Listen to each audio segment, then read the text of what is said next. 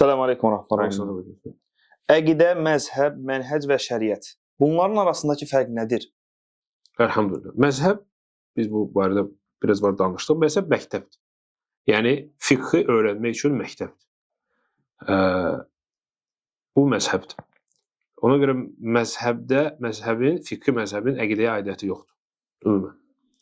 Sonra, o ki, qaldı əqidə. Əqidə isə insanın düşüncəsidir. Yəni, insanın anlayışıdır, yanaşmasıdır.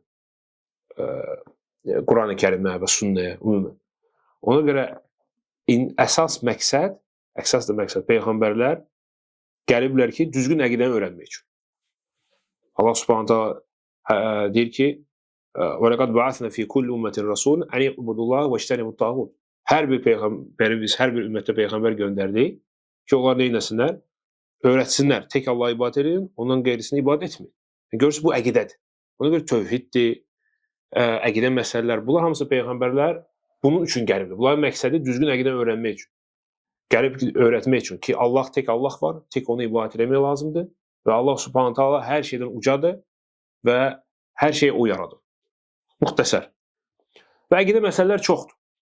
Əqidə məsələlər ümumən çoxdur. Onların əsası 6 imanlı şərtlərin üzərində qurulur.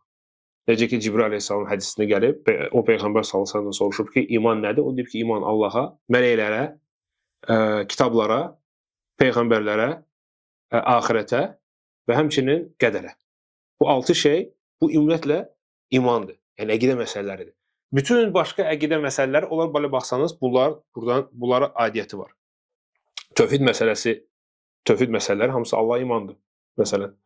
Və yaxud da cənnət, cəhənnəm hamısı axirətə imandır. Qəbr əzabı axirətə imandır.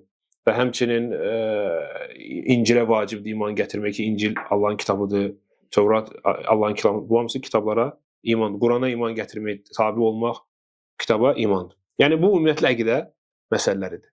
O ki, qaldı mənhəc, Qazaxıstan mənhəc.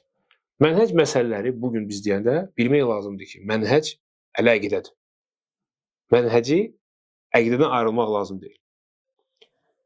Sadəcə niyə görə bu məsələni ayrılmaq olmaz? Çünki mənhəc biz deyəndə bugün də çox o mənhəc deyəndə, məsələn, dövlət başçıya qarşı çıxmaq olmaz. Tabi olmaq lazım. Deyirik, bu mənhəcdir. Düzdür? Və yaxud da təkfir.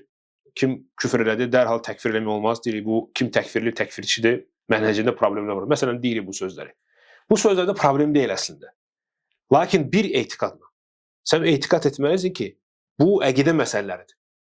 Bu əqidədən kənar bir şey deyil.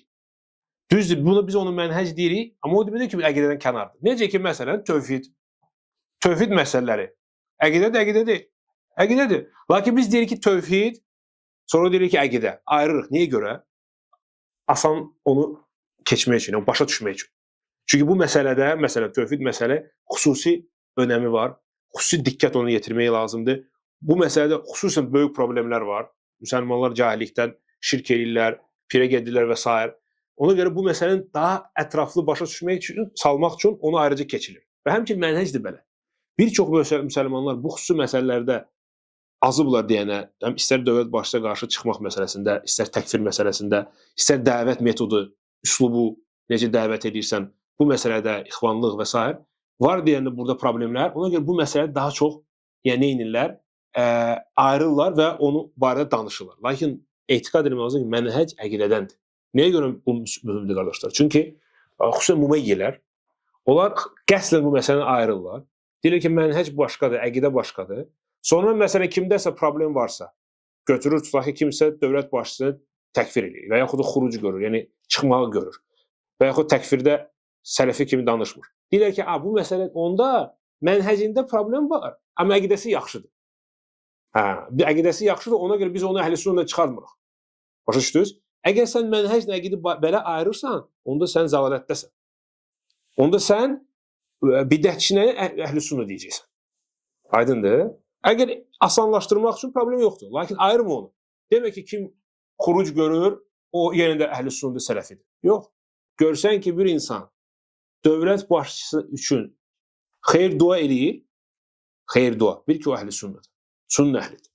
Və görsən ki, pis dua eləyir, pis danışır onun üçün, bil ki, o bidət əhlidir. Fikir ver, pis danışmaqla dövlət başçısı onu əqidədən çıxardıb, əhl-i çıxardıb. Deyir ki, o bidət əhlidir. Ona görə xülasə, həm əqidə, həm mənhəc hamısı əqidədir. Mənhəc əqidənin bir nədir? Bir hissəsidir. Yəni mənhəcində problem olan əqidəsində. Yəni əqidədə problem olur. Ola bilməz ki, insan, hətta Şeyx Fovzan bu barədə sözlər deyir. Ola bilməz ki, insanın mənhəcdə problem olsun, əqidədə problem olsun. Çünki onlar bir-birinə bağlı şeylərdir. Əslində eyni şeydir. Aydındır qardaşlar.